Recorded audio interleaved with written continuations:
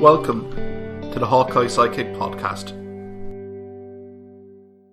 There's been a few storylines this week, or last week actually. One was to do with Jason Jenkins, the situation with him and his contract, and there does seem to be a few murmurings from the Dublin media regarding a purported move to Leinster next season. What are your thoughts? Yeah, well, I mean, in a way, I mean, he would be a perfect signing for them. They're looking for a kind of a tight headlock, big, powerful figure, and that's what you'll be getting with Jason Jenkins. But as to what sort of state he'll rock up in, that's another question. We haven't basically seen him this season. Seen one start for us this season, so Leinster must know something that we don't, because they're happy if it's alleged that they're going to be assigning him to give him a contract for a player who's had an injury-ravaged career in the last few seasons. But like he would do certainly a good job if he was available and if he was fit. I'd agree with you there, Liam. If you could get him fully fit, I think he's an absolute physical specimen. 6'7", just built like a tank, and this is a position that Leinster have craved for a guy of that physicality in the second row to really, and you can see where the signing is coming from. You're seeing the likes of La Rochelle last season, Saracens, the big units from, let's say, a second row perspective, building that front five dominance. I feel that they need this kind of signing here to get them over the line. Think of the Brad Thorns, those physicality, Scott Fardy as well. That kind of mould of player. Now, in fairness to Jenkins, in his defence, he's been beset by injury after injury here in Munster. But, we've only seen one body of work, and that's 20 minutes against Cass. And in fairness to Cass, they were the pack in the ascendancy. So I don't think you can really read much into Jason Jenkins' performance or his reign here at Munster. But yeah, as you say, I mean, Leinster must know something that we don't in terms of, his conditioning and getting him fully fit. If they can get him fully fit, my God, bingo. They've got an absolute powerhouse of a player there. But yeah, again, until contracts are signed, the dotted line is absolutely inked and ready to go. Pure speculation, but I thought it was a fascinating transfer link, given the Munster-Leinster kind of transfer in that direction. It doesn't happen too frequently. So I think it'll be an interesting one to watch in the next few weeks, because I would say a lot more player announcements and departures probably will be happening in the middle of the Six Nations in the next week or two. So this speculation will soon die down, I would say. Yeah, but again, just go back to Jason Jenkins. Like when we signed him, a lot of people were quite excited as well for his potential with us. And hopefully, if he is in a few weeks' time, if he is back on fit, he will be a powerful addition to our Heineken Cup squad going to Exeter and hopefully beyond that. I mean, he really would be. We probably think we were lacking a bit of physicality ourselves in terms of second row. So yeah, he is a player that could make a difference for us during the rest of the season as well.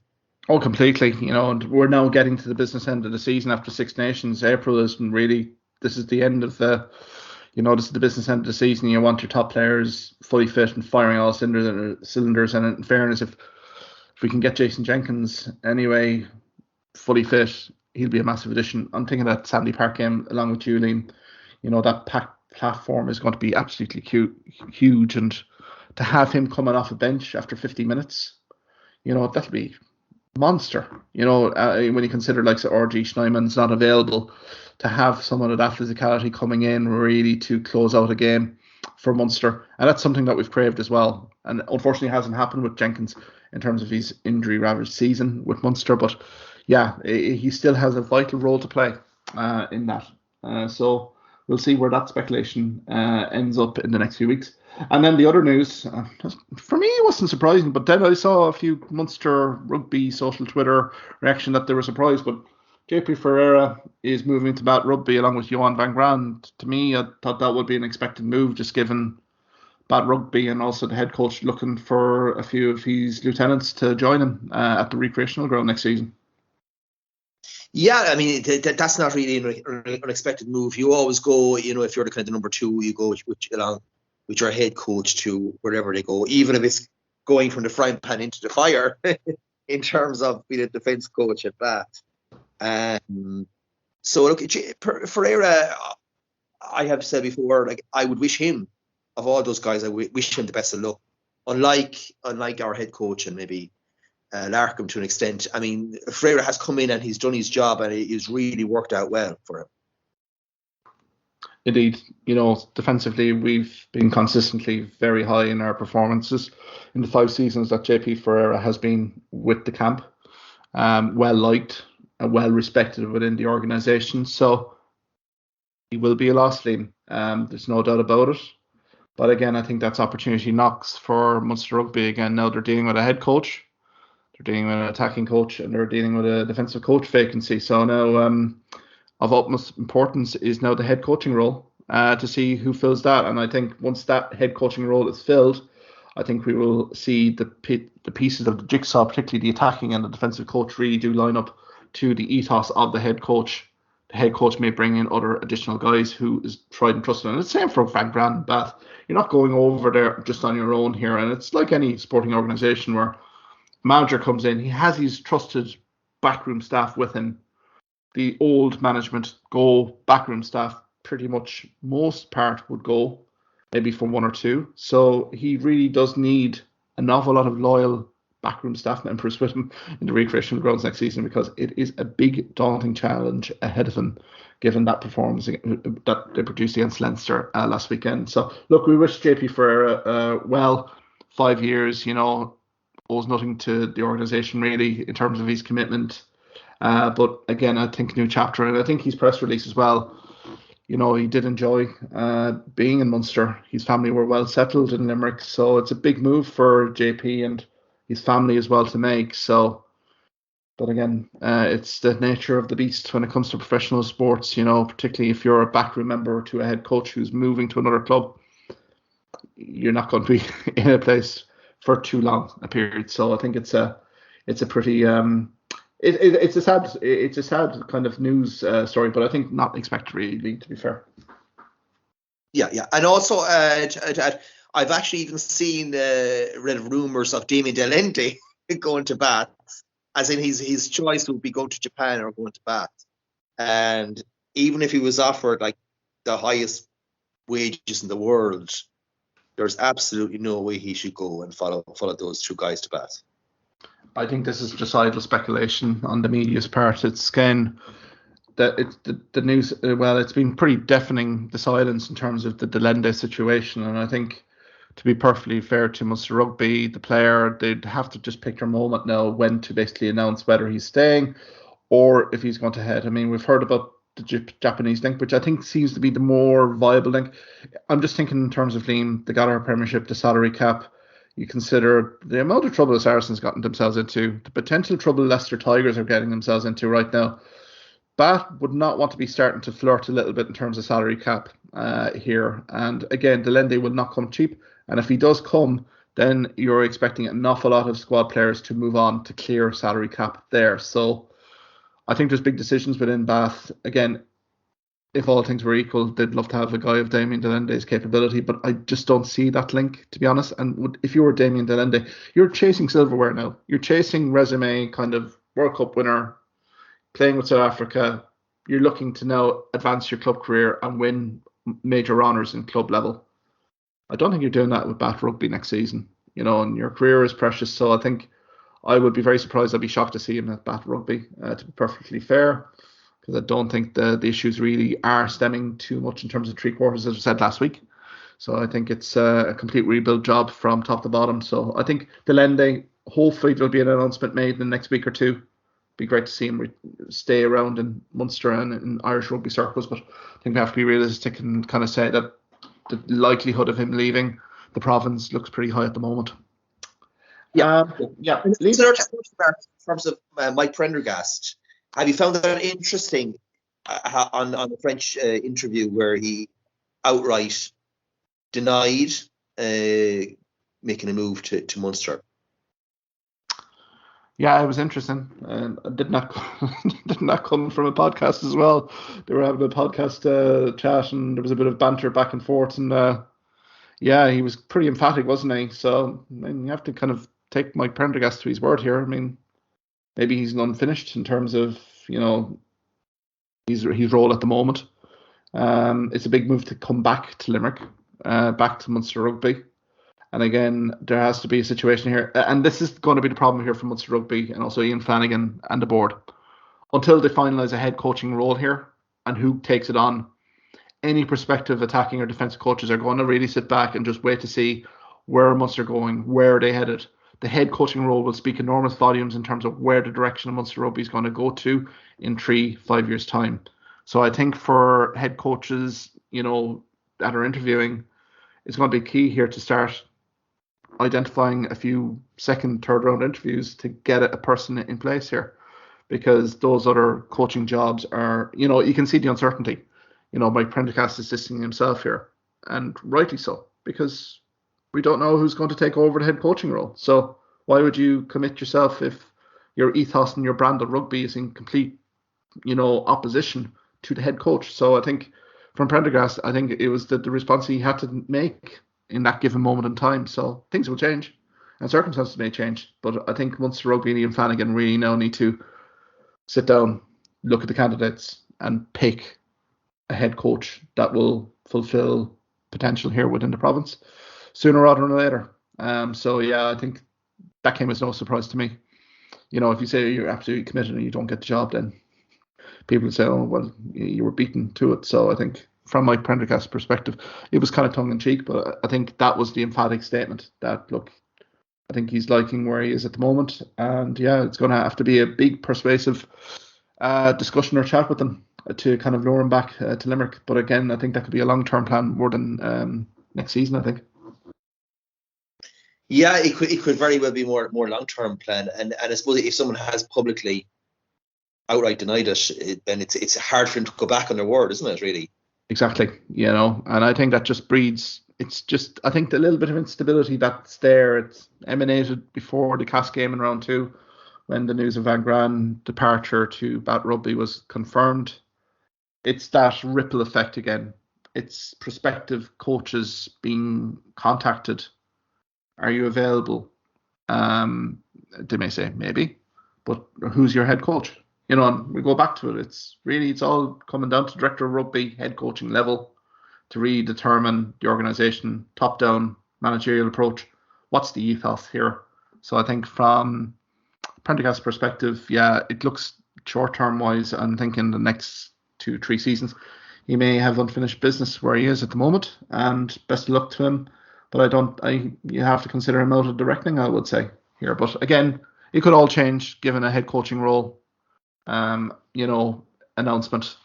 It was, that's people can change their minds as well. But I think I think it's that head coaching role. Hate to repeat myself over and over again, but it's really the head coaching role has to be finalised, and then other things will fit into place. And again, you have likes of Michael Bradley, people, coming back into, he's no longer the Zebra head coach. Again, it's a perfect guy to integrate into an organisation like Munster Rugby with his vast experience. It doesn't have to be necessarily a senior head coach, but you get him in there. I think you'd be foolish not to, just given his experience and talent scouting around, scouring for talent in the province, particularly for a centre, because we don't have a centre in our academy. So I think it's those sort of decisions that Ian Flanagan and the board have to really make now, and hopefully it'll be done in the next few weeks.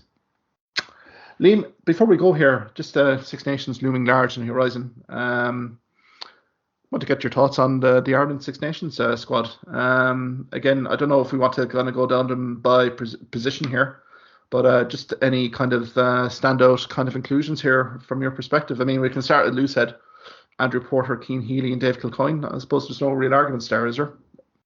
No, not at all. They're clearly the best in their positions, I mean, the only options is you have someone like Eric O'Sullivan, from Ulster, or yeah, that's the only thing you can really talk about, isn't it? Yeah, I think so. I think in fairness to O'Sullivan, I had great hopes for him there last few years. Again, it was great to see him on for some good game minutes against Clermont Auvergne. Thought he didn't do too badly. But again, he needs consistent game time. I think he's himself in work up in Ulster. So I think for the time being, I think these are, Porter and Healy are just driving each other on here in the loose head position. Like Porter was immense again at the weekend against Bath. And then you have the likes of Keane Healy in training sessions and even in match day squads. It's huge. Hooker position, Ronan Kelleher, Dan Sheehan of Leinster. And then you have Rob Herring as well from Ulster, fresh out the 2 tries for Ulster against Clermont. Any arguments with those squad selections? No, not at all. Not at all. I mean, we could, in terms of just a pure hooker, what they're supposed to do, Herring actually throws the ball in, he gets it in accurately. But yeah, they are 1, 2, 3 in that order. No real arguments with that either. Yeah, no, I think after the November internationals, I think particularly front 5 wise, I think majority do actually pick themselves tight head, Tyke Furlong, Finlay Bealham, Tom O'Toole. Any other considerations here, or as you would have expected, Liam? Well, I mean, we're not really contributing an awful lot, are we? If you think about it, in terms of Munster at the moment, in terms of the front row in general, we're not really contributing anything. We don't even know who our own real, first choice at Munster tight head really is. You know what I mean? I think right now, it's Stephen Archer, isn't it? Archer is the number. He's our tight head at the moment, and doesn't look like anyone is really opposing him for the time being. Really, he's been solid this season. He has, but he certainly, I think it's fair to say, isn't quite at that level internationally.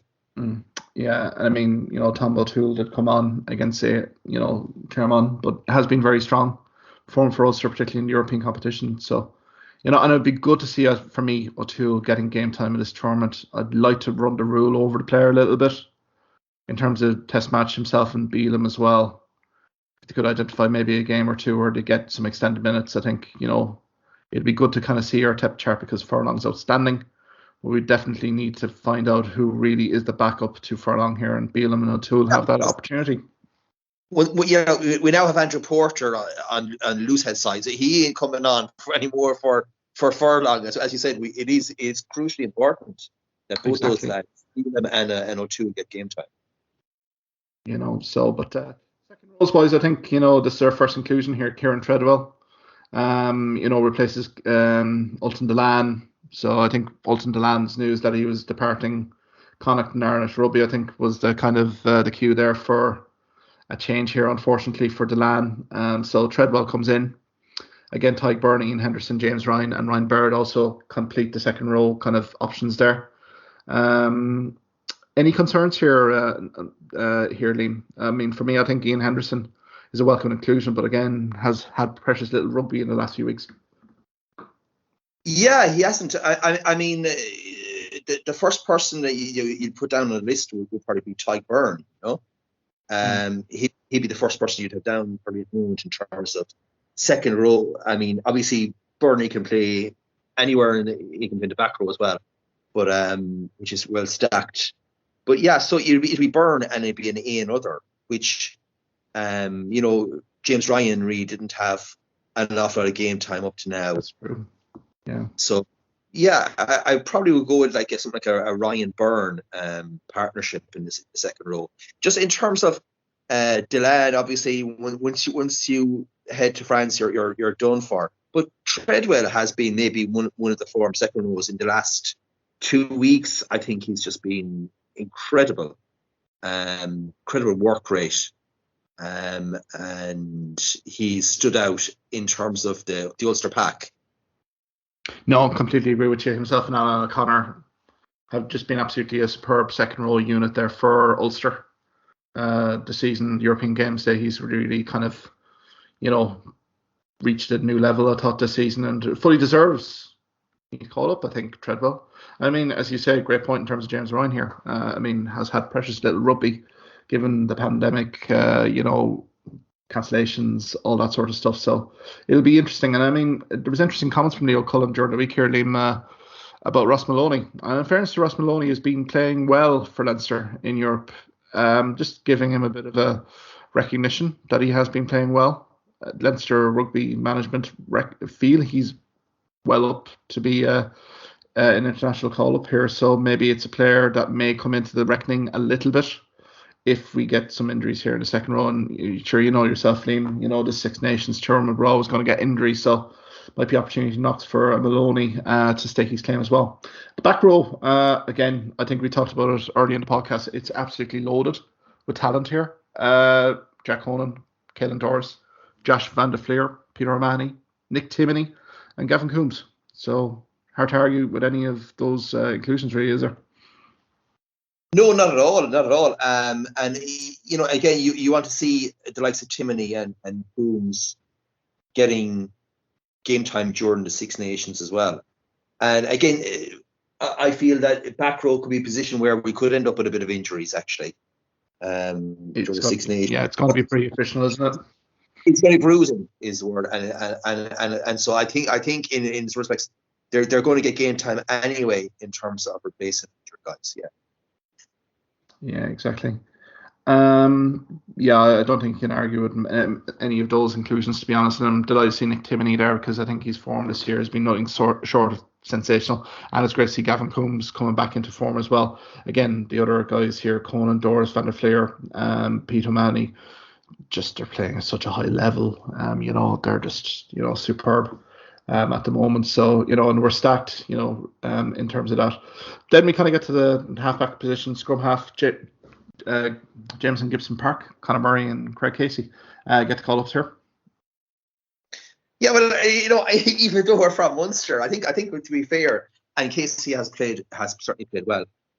It's a bit of an outlier, Casey being there, when you have, say, certainly, obviously, the two guys at Connacht, Blade and Marmion, and you have Doak at Ulster, and I'm not sure if it doesn't really matter if Cooney's injured or not, to be honest about it, but he won't get picked anyway. So yeah, Casey maybe I'd be kind of going, yeah, maybe. Yeah, I think it's an interesting selection because you do have guys on the outside that are probably asking themselves, what else can they do to get an inclusion here? I mean, I suppose with Nathan Doak, it's kind of a case of, it's a long-term prospect, and he could actually feature if there is scrum half issues here in terms of injuries. Again, Murray, for me, has progressively improved, since the back end of the year. So, and his experience is vital. Gibson Park, I think we all know that Andy Farrell's a big fan of Gibson Park, just in terms of how he plays the game. Very incisive in terms of his ball distribution, looking for line breaks from an attacking sense. Casey as well, very speed off the rucks, quick distributor. I suppose Marmion probably looking in the outside as well. Definitely is, and Caelan Blade, as you say, we do have options here outside, which is kind of good to see. And I suppose you do have Luke Mcgraw as well. We've not even mentioned him. He's kind of starting for Leinster. What do Leinster know that Andy Farrell and the Irish national team don't at the moment? Because Mcgraw hasn't put a foot wrong either. So, and you know that Mcgraw will be looking to kind of really kind of hammer home a few more good international or good Leinster performances for the end of the season to get onto a summer tour to New Zealand. Out halves, Sexton, Johnny Sexton's our captain. Joey Carberry, who's still sidelined with injury, and good to see Jack Carty from Connacht make the squad this time around. Yeah, but again, I mean, Carberry's more a case of will he actually do anything? Like, will he, if you're injured for 3 games in the Six Nations or whatever, like, that's the only real question about that, like, been brought in. And of course, Sexton, Sexton's his record for injuries at this stage is it's mounting. So he won't see the whole Six Nations through either at this stage. And of course, Carty is absolutely fully deserved. As I suppose he's the number 3 backup at this stage too. Yeah. Yeah, I mean, the big question is on Carberry and match fitness. Like, it was so unfortunate, wasn't it? Like, he was just getting back into a run of form, and then boom, he's out for another period of time with injury. Joey Carberry, Carty, for me, hasn't done much wrong in terms of Connacht rugby, in terms of an attacking sense. Connacht, all the best things have come through Carty this season from, game management wise. So it'll be interesting to see if he can get game time. I suppose the other key guys here would be like the Byrne brothers in Leinster. They've been well talked about, Ross and Harry, particularly Harry. So it'll be interesting to see if Harry Byrne goes and plies his trade elsewhere next season. That could be an interesting angle, on that. But I think right now Carberry has to be, showing signs of, with the get-togethers, that he's still a good squad inclusion. So it'll be interesting, as you say, Sexton's not going to play all the full minutes here. So it'll be interesting to see with Carty, who actually really kind of takes the backup 10 jersey in this tournament. Then we get to the centres here, Liam. Bundy Hawkeye, Robbie Henshaw, Gary Ringrose, and James Hume, which I'm delighted to see. Anything kind of sticking out there in those selections? Well, I really do want to see Henshaw Hume, I have to say, as a partnership. Yeah. Could be quite explosive, really. Hume is you could argue, he's like the form centre for Irish rugby, and in the last few games he has been as strong defensively as in attack. And that kind of has impressed for me as well. Yeah, I think Hume's form, he just couldn't be left out of the squad, could he? And the negative here would be Chris Farrell losing out because of it. I mean, Hume provides an awful lot of versatility in terms of his attacking play. Again, I think his offloading is sensational. So, yeah, it'll be interesting to see the combinations here, because Bundy, Henshaw, Ringrose, they're all quality centres here. The competition is going to be massively competitive here. So it'll be very interesting to see who lines up against Wales in the first weekend in February. That may set the tone then. Obviously, there's the Italian game where you could literally say Hume could get significant game minutes here. Again, it'd be nice to run the rule over Hume, but he certainly deserves his chance. He's literally performing outstanding week in, week out for Ulster. So, yeah, hopefully, it's a very talented three quarters there that we have. And then finally, the back three, Hugo Keenan, Andrew Conway, Keith Earls, Robert Ballycone, Jordan Armour, Mac Hansen gets a call-up, and Mike Lowry. And Mike Lowry, yeah, absolutely.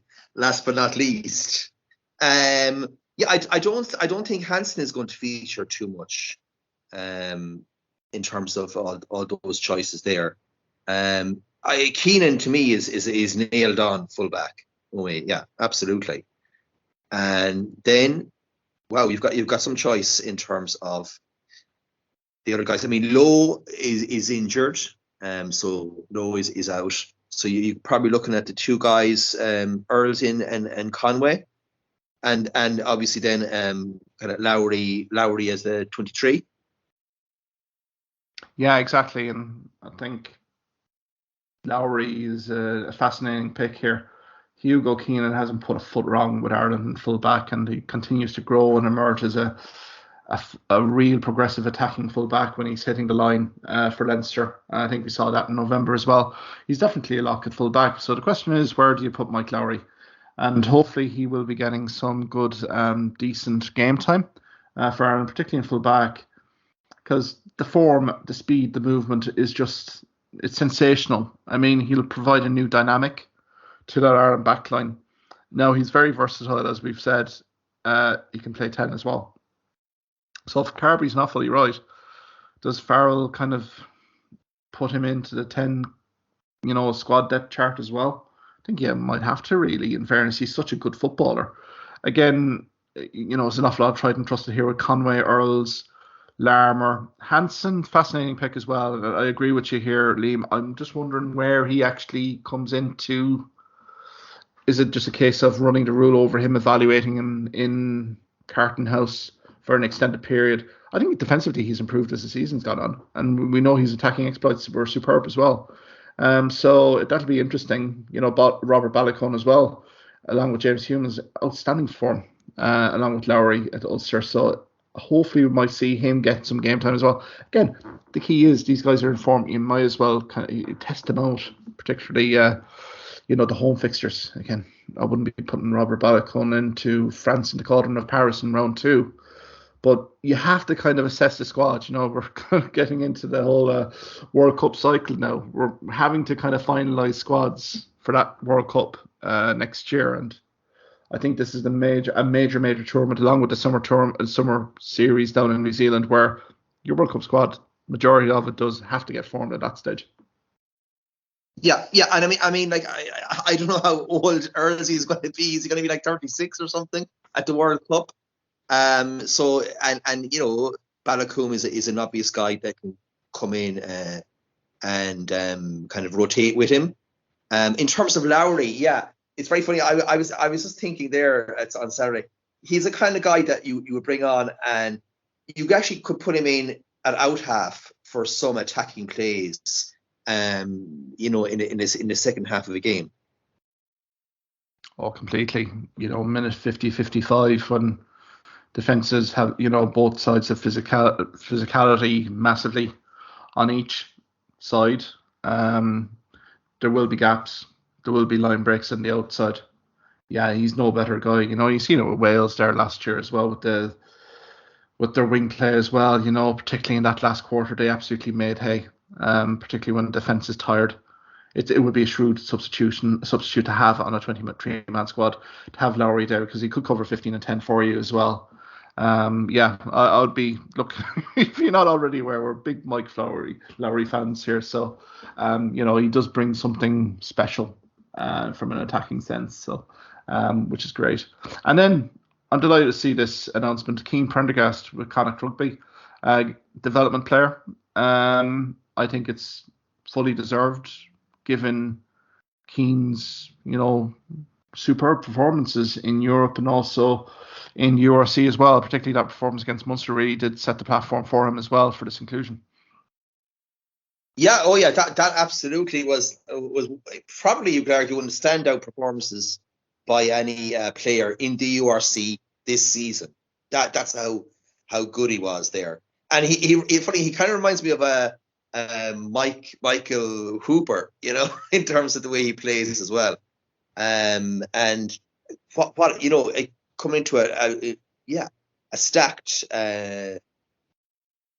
back row as well there. In fact, no, I think you could put the nail on the head there with Keane. I mean, he's kind of literally keeping the jersey away from the likes of Paul Boyle at the moment, who was absolutely outstanding for Connacht last season. So, that's the calibre of player that Keane Prendergast is, kind of keeping at bay here at Connacht Rugby. So, I mean, an awful lot of big things are expected of Prendergast, particularly at Connacht Rugby. And you can see a guy like Prendergast really being a fulcrum of this province for years to come, hopefully.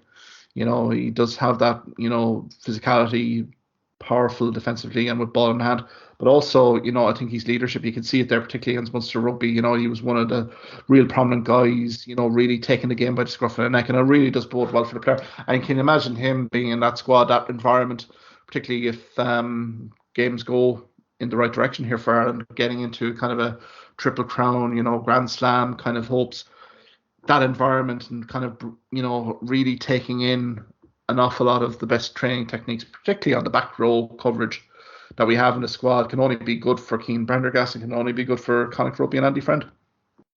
Well, it can certainly take him to the next level. But in terms of Prendergast, he's the Connacht captain in waiting, even at such tender years, I think. Oh, fact, so and to be fair, it's a consistent selection, I would say, from Andy Farrell, based off the November international series where we had outstanding performances against Japan, New Zealand, Argentina. So he's kept faith with the majority here, and he's also rewarded people within the provinces, players within the provinces that have delivered, particularly in European and URC local derby games over the festive period. So I don't have any grievances here. Now, if you went on my blog, Hawkeye Sidekick, you'd always have seen a critique with me in terms of giving young blood a chance, but I think these are the form players right now that are in the squad. So I think Farrell and the management staff are really kind of building a nucleus of a squad here that's going to get to 2023. Now, we do probably have question marks in terms of like the Sexton or Earls in terms of age profile, but I can't see why not. They're not going to be featuring in France for one last hurrah. So I think it's going to be exciting, and I think Liam will get on the Six Nations train with a preview in the next week or so, and have a few more guests, maybe a few kind of maybe English and French supporters along to maybe spice things up a little bit. So more to follow there. Liam, we'll leave it there. Thanks again so much for your insight and contributions here. We'll talk next week.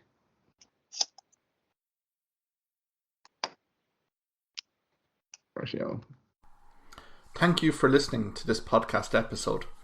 If you liked what you heard in this podcast, why not subscribe to the Hawkeye Sidekick podcast on either Amazon, Spotify, YouTube or Twitter platforms. You can also follow me at Hawkeye Sidekick on Facebook and Twitter for the latest sporting opinions, articles and reports.